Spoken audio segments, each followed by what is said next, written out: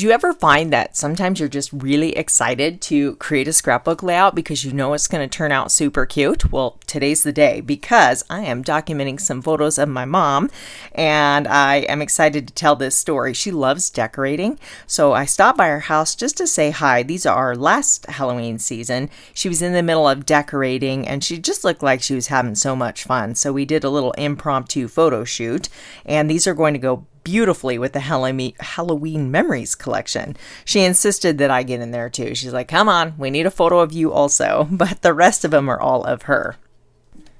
Now this is the Halloween Memories Scrapbooking Workshop from Stampin' Up! And this is their first series of scrapbook workshops, so I'm really excited to be testing this out today. You can see there are 3 12 by 12 double page layouts that you can put together very easily. Everything you need is included in the workshop kit and they walk you through it. They tell you exactly which papers to cut where and show you even the measurements to assemble these layouts as shown. So you can do that. You can use these as a jumping off point, but they're great if you're brand new to scrapbooking and they'll kind of teach you some design concepts, or if you're a scrapbooking pro, but maybe you're a little short on time. I am going to do my own thing today, and the design process is a lot of fun for me. So this is the 12 by 12 cardstock weight sticker sheet that comes with this workshop. And you can get the paper pack and sticker sheet separately too if you don't want the whole workshop. It looks like a big black rectangle, but there are a bunch of shapes in there. This is a little bat. There's tons of bats in different sizes, and you have stars also. You can see them utilized here on this layout, making a nice diagonal line leading your eye across the page there. But super cute. The spookiest little monster, I'm going to have to use that with some Halloween photos of my cat Dave, because I think that's just going to be perfect. So let's quickly look through the papers and then we'll dive right in, because I know you've probably already seen others sharing this, but just in case, I'll give you a quick look. This might be my favorite of the pack. I think it's so cool, and it's giving me not only Halloween vibes but Harry Potter. Could you see this on some like Harry Potter inspired potions and spells with all the books because of the whole school, you know, Hogwarts? I think it'd be super cute. The other side is this one here. It's orange with a lighter orange polka dots. Then you have this really fun stripe pattern. They're kind of wonky wavy stripes. I like this because it brings in all of the colors in one pattern right here. The other side is a diagonal stripe. Then we have these super cool cauldron bubbles with little like starburst and different size bubbles. This one is the opposite side. Is that not giving you Beetlejuice vibes? It does me, which is really cool. I think that's fun. And then with the workshop, you get bonus pattern papers. So you have 2. Now these are single-sided because they're designed to where you would just use one side, and there's no sense in printing the back, so that saves us money because they don't have to charge for that other design, which is always nice. So we've got these frame style layouts with the spiderweb detail around the outside, and then you have a set of this frame style layout with the graph paper, and you have a black frame. So those are very usable. That could be fun for back to school too. So let me clear these out of the way. Oh, I also want to show you, with the workshop kit, you get tons of cardstock. Look at all this cardstock in coordinating colors. And exciting news, if you haven't heard yet, it is two-toned cardstock. So on one side you have the lighter version, then you have the darker version, and it does have the white core, so you can do all of those fun techniques I've shared here on my channel over the years. So they are Stampin' Up colors, which I love. They go with the paper, but you have all of those two-tone white core benefits that are so much fun. Let's go ahead and clear these up and start creating our layout. So everything you need to create those pre-designed layouts is included in the kit, but if you want, there are additional stamp sets that coordinate. This is the Potions and Spells.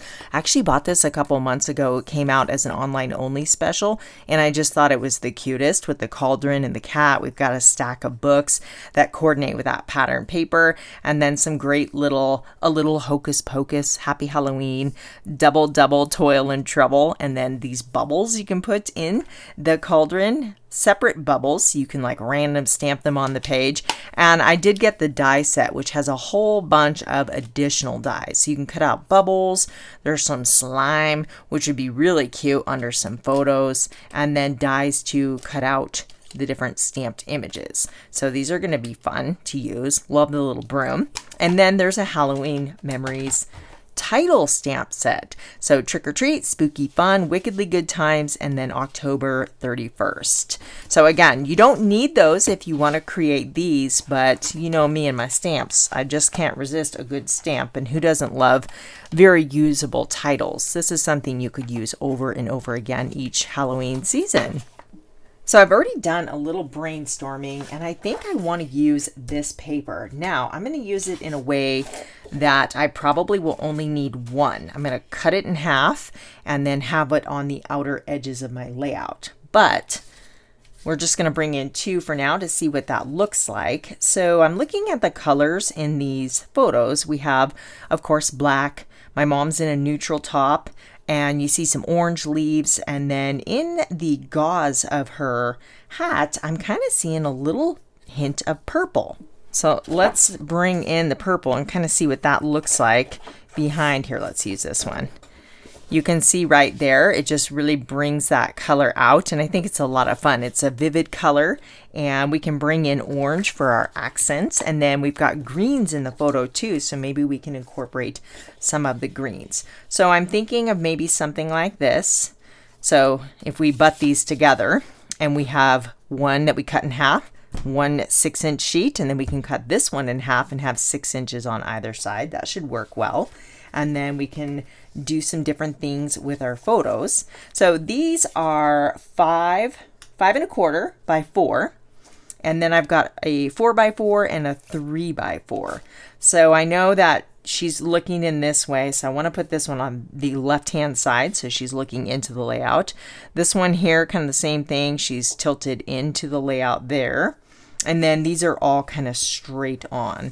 So we could do something, a linear layout, which I do a lot of this design, and it works very well. I also like to do designs like this, where you have a column, and then they come across the center like that. So that might be really nice.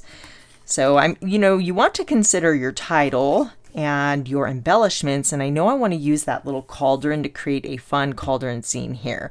So maybe this will give me more room to do that. I'm going to go ahead and cut these down so we can just use one piece. I'm going to cut this directly in half. I'm bringing in a sheet of white paper as my base because we need this to act as some scaffolding to hold our layers together, even though you won't see it. So here's a little insider tip for you. If you have some pattern paper in your stash that you know you're just not going to use it, use that and save your white paper, which obviously you'll be able to utilize, and then you can hide that other paper underneath, and it's not being wasted. So I think we'll cut this one in half also. We have two 6x12-inch pieces. I could use the light side, but I think I prefer the darker side of the grapes. Let's bring our photos back in, and I want something to kind of finish that transition between the two and make it a little nicer. So I'm going to audition several of the pattern papers. We've got this one here with the books. It's okay, it's cute, but let's see how the orange looks. Not my favorite. We also have, I'm going to call this the Beetlejuice paper, and we'll see how that looks. Yep, that's the one. That black and white color combo just really pops. Now we need a little horizontal anchor, something to kind of support the photos, if you will. So I'm thinking this one here, and yep, I like it. Here's another little tip for you. So I was cutting into this side to use as my border across the bottom. Make sure you pay attention to the direction of what's on the other side. So this doesn't have a direction, but I intentionally cut my paper. I wanted 3-inch strips. So I cut, look how perfectly that cuts the books out. So I can use the orange side of this here, and then I've got 2 more rows of books if I want to create that other layout rather than have cutting them the opposite direction. So just something to be mindful of. Now I'm going to dry fit these. I don't know how far I want them to stretch across the page horizontally here, so we'll just kind of place them temporarily, and then I'll bring in my strips that I cut. So these are 1.5. I do want to tear them, and I'm tearing it towards me so we have that white core, and I might even use the green. Actually, now that I'm looking at it, we might just bring that in too. So let's slide this underneath here and create our black and white stripe border. Let me set these out of the way. I'm going to use the measurement marks in my Versamat, and then I need to uncurl that a little bit so it's easier to use. I got kind of thin towards the bottom, but I think we can make this work. I kind of like that little pop of green there, and it's already got the torn edge, and we're just utilizing all the bits and pieces. So we'll bring these back in, maybe to the edge of the spider webs there. That could work. I think I do want to put a dovetail in that also. So let's go ahead and ink up the edges of all of our pieces. Now I did tear this, so when I'm inking up the edge, it kind of hides that white core, but I'm going to further rough it up with my fingernails to give it some fun texture. So you could do this with an edge distresser, the back of your scissors, but your fingernails work really well too. So sometimes it helps to kind of put it down and then roll it up towards you, and it just is a subtle detail, but a fun little detail. So I'm looking at this gorgeous grape cardstock back here, and I feel like it needs something. So I'm going to add a little treatment to this to spice it up a bit. I recommend you work on a wipeable surface. This is my all-purpose mat. Stampin' Up! Offers a glass mat, anything that you can just easily wipe up. Now this is a white pigment ink. I have this one. I also have the Stampin' Up! One. This one is almost dried out, so it's, I can really get aggressive with it, putting the color on, and I am just swiping it across the cardstock. Now, because this has a white core, you could definitely get a similar look with the sanding block, but the white pigment ink is fun. It has a paint-like property, so it sits on top of the paper and gives kind of I feel like a ghosty, spooky look for this layout, and it's fun. So let's try it out. And if I like it, I'll do the other side off camera. I didn't go crazy. I just wanted a little subtle detail, but that does add a lot of interest rather than it just being a plain solid piece. I went ahead and did the opposite side. Now we can go ahead and dovetail these by cutting up from the center and then each corner. So that little white pigment ink across the cardstock is really fun to do on black cardstock. It gives that chalkboard look, which is really nice for, I've seen it used for a lot of things, fall, Christmas, coffee shop layouts, back to school. I mean, really anything, and it's fun. It just adds that unexpected little detail to an otherwise solid piece of cardstock. So I've dovetailed those, and I want to ink up the edges because, you know me, I just can't not do that. I will complete the piece for the right-hand page off camera, so you don't have to watch the whole process. But we are just about ready for the title and embellishments.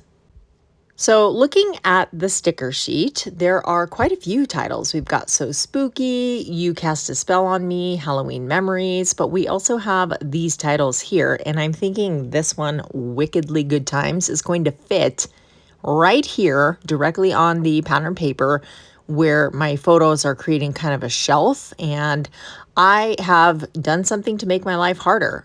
I've roughed up that paper under there, so now there's a bunch of, imperfections which can make stamping more difficult. So I placed my stamp very carefully. Am I dragging this into my MISTI? And then I can pick that up with my MISTI door and make sure that's back into the corner. So even though my paper is larger than this MISTI, we can still get away with this. So if you were stamping near the edge, it would kind of push that down and maybe crease it, but there's enough distance to where it's not going to be a problem. And that turned out great. So moment of truth here. Let's see if it actually stayed in place for me, and it's perfect. Let's bring my little cauldron scene idea to life. So there's a couple ways to do this. I'm just going to make sure this is fitting where I want it. Perfect. I am going to use this stamp and heat emboss this onto black cardstock. It's always a good idea to run an anti-static powder tool over your cardstock to reduce the, powder sticking to where you don't want it. This is Versamark ink. It's a clear, sticky embossing ink. I'm going to ink this up just a couple times, make sure I get good coverage, and then we can sprinkle our white embossing powder over the image. I know you can't see it, but here, let me show you. When you sprinkle this, it will reveal the shape and detail of the cauldron. Tap off the excess, and if you do have any sticking where you don't want it, you can use a little paintbrush to just dust away these strays. If you're new to embossing, you do need a special heat gun. Your blow dryer will not get hot enough and it'll just blow the powder all over the place. So you more want heat, not air.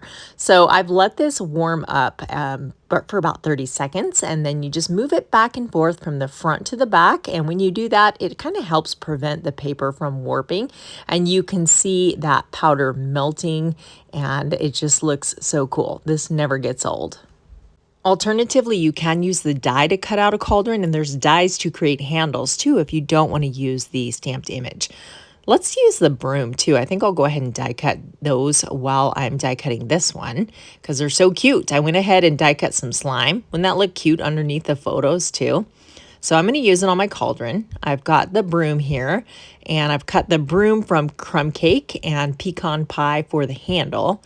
So I need this sitting on something. So now it's sitting on the spider web row, but I need it higher because I want to stamp the bubbles on the background, but that's too high. We may have to just kind of create more of a cluster to support that little cauldron there.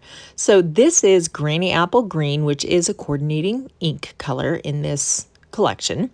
And we're going to do a little ink blending to create kind of an oozy glow behind our cauldron. If you're watching this on the day this video comes out, it's Friday the 13th, and I did not plan that, so kind of fitting, right? I have a Halloween layout on Friday the 13th. It's always kind of fun. I am blotting this off on a piece of scratch paper, or I'm starting behind my photo and, rotating out to avoid any harsh marks. I just want a very soft glow, and you can always add more, but you can't take it away, right? So just be mindful of that. That looks pretty cute. Now I'm going to use the bubble stamp here and stamp that over the top of my green glow. So let me scoot this down just so I could get my head over a little bit better and see what I'm doing. We will scoot our cauldron down, stamp our bubbles right on the background, and then we can put this back up to the level it should be, and that is looking so darn cute. On the stamp set, there are also tiny little bubbles, so I'm adding a few of these floating up from our main cluster of bubbles. There are little starburst, kind of twinkle, I don't know, it's kind of a scatter splatter type stamp. I'm working those in between the bubbles and rotating and alternating the bubble sizes. A fellow crafter was sharing she got this stamp thinking the bubbles would be great for bath time pages too, and I think she's absolutely right. You could definitely use them for that. Ocean, like swimming, anything like that would be a great use of these bubbles. I'm adding a little ink blending to my slime here just to give it a little bit more dimension. And then I want to create that green glow on the left-hand side. Whatever you do to one side is good to do to the other. So it's always fun to carry those over to, give it a cohesive feel. So again, I'm just starting from behind where my photo's sitting and then radiating out. The Stampin' Up ink pads are very juicy. So, I do recommend you practice first on some scratch paper so you can get the hang of it. Ink blending on the background is a super easy technique, and it works really well on a variety of themes as a base layer for any embellishments. So I've selected 3 bats from the sticker sheet. There's more, but I like to do things in odd numbers, so I thought this would be a good starting point here. We'll put them on both sides. And now I mentioned earlier I need something supporting my cauldron. So on the sticker sheet, this one could work. Here it says Halloween Fun. And that is perfect. That's just the right length. I'm using my anti-static powder tool to remove some of the tackiness so that if I don't like it, I can move it. Let's beef this embellishment cluster up even more. There is a little stack of books that is part of this stamp set, and it matches the books in the paper, but a little bit smaller. So it's going to be a better scale for where I'm trying to add it on my layout. So I've stamped that in an alcohol marker friendly ink, and I have a couple different markers here. This one is the Granny Apple Green, and there's a bullet tip and a brush tip. I'm using the bullet tip because these are pretty small. And we'll do, I'm going to skip a space. Then I'm going to use my pumpkin pie marker. I have sped this up quite a bit. And then I have this one here, which is the lavender blend of this Spectrum Noir. There wasn't really a purple in the Stampin' blends that was the color I wanted it to be. So I reached for my Spectrum Noir marker, and that works for me. That cluster is feeling really good now. I think we have just the right amount of elements in there. And let's add some color to these bubbles. I'm kind of nervous. I'm kind of debating because I can't undo this. But this is the Granny Apple Green. And I'm, again, using the bullet tip. I'm just going to try a few. And you know what? I really like it. So let's add, there's the darker color. I used the lighter color, and now I'm using the darker color where the shadow is. So I'm committed now. Let's go ahead and color in the rest of the bubbles. And I'm just going along where the bubbles meet and adding the dark shadow. And then I can fill in the other spaces with the lighter color. I'm going to hold this up in the end so you can really see the shading, and I think it's just super cool. I'll finish the coloring off camera, but I do want to repeat the stamping on the left-hand side. So I'm going to add a few bubbles and that little starburst pattern over this green glow. I'm really glad to have these photos in my album. It's fun to look at your holiday decor and how it changes over the years, but this story is really about her and her love for decorating. She's well known for her knack for decorating, and everything I know about home decor, color theory, design, I've learned from my mom. So it was so fun to catch her in the act, wearing her little hat, having a good time. Okay, one more right there, and yes. We can bring our cute little broom back in, and then I have this adorable cat. That is also from the Potions and Spells bundle, and rather than having like a black cat, if you use black marker, it kind of hides all the detail, so you can get the look with just using dark gray colors.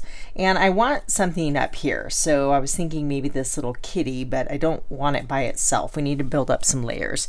It might look cute here too, but we definitely need something here. So what I'm thinking, I do have this circle. It was actually already cut that we could possibly use. So let's just see what that looks like. That's from I cut that with the Spotlight on Nature dies, which gives it that nice little decorative edge. That looks cute, and we could put some word stickers there. But I'm wondering, I like that third pop of green, but we could also use pattern paper and maybe make it a bit more interesting, and maybe cut some tags. This one might be super cute. It would be good to bring the orange up top, but I really don't want to cut into this. I have a whole nother sheet, but I don't want to cut into that and make a tag because I want to preserve my book stacks. I've got this pattern paper, and we could possibly go with that. Squirrel thought here, this would be super cute as like a science fair project. I mentioned using the graph paper for school. This one here, if you had like science fair pictures of your kids, this would be just, it reminds me of like little bubbles and science projects, and you have these cute little potion bottles. Those would be good for science projects too. You can make a bunch of bubbles, so that'd be fun. My kids made slime too. I could totally document slime making photos with these papers. That would be really fun. But I think I'm going to just use this to cut a tag and regular orange paper rather than the pattern paper, just to save my books. I used an old tag die from my stash to cut a couple tags, and I want these at different heights so we can layer our cat over the top. Almost didn't make that tall enough. So then there are word stickers. I love word stickers. So there's so many to choose from. I think I'm going to go with these two. It says, "Something wicked this way comes."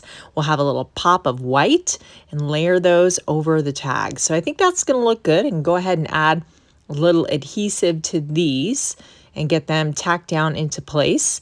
I am always a little bit of a chicken and have to try everything before I commit to adhering it down, but that's okay. It works for me. So let's bring our cat back in, and we will offset these over the tags here. And this one will kind of go out that way. Cute, cute, cute, cute. I like it. Now over off to the side of my desk, I had these leaves left over from another project I've been working on, and I thought, well, maybe these can go here, but I can't just have them in one spot. So I need something down in this area. We've got this open, just kind of empty space, but they're not really showing up on that paper. So I like them better, you know, against the purple or the white. We could add them there. I do like it. There's lots of leaves in the photo, so I feel like it goes along nicely, but we do need something here. So I've cut some green apple little banners. I just cut these by hand. I do have a die, but I didn't want to get it out. So they're super easy, and I like that. I think it's cute. But maybe they need a little something. I dug through my stash and found this stamp set, and it's got a spider web on it. That's what I was looking for. I want to create some type of little pattern on my cardstock here. So I was looking for a spider web small enough for these tiny little pieces. I'm going to stamp just a couple. We can kind of try it out. I can always flip the paper over if I don't like it. And then ink up the edges to finish this off here. And yeah, it's cute. I don't know if I want to do all of them though. I kind of like the green. Maybe if we do every other. I finished that off with some black little dots from my stash. And now this is the Wink of Stella shimmer brush. I'm adding some shimmer to my slime because, you know, slime is shiny. So let me hold this up so you can see I colored in. Doesn't the shading on those bubbles look really cool? And there's my little stamped banner. I added a couple dots to finish off my tags. And then I've added my journaling in vellum. It's actually attached underneath the photo here and then just kind of hanging down. And there's a close-up look at those bubbles. And do you see the shine from the Wink of Stella? It's kind of like Close to My Heart's shimmer brushes if you have those. And yeah, I like it. I think my mom's going to think it's pretty cute too. Stay tuned. I definitely have more to share featuring this paper pack, and you can find all of the supplies listed in the description box below. Thank you so much for watching. If you're looking for more Halloween inspiration, check out these videos right here.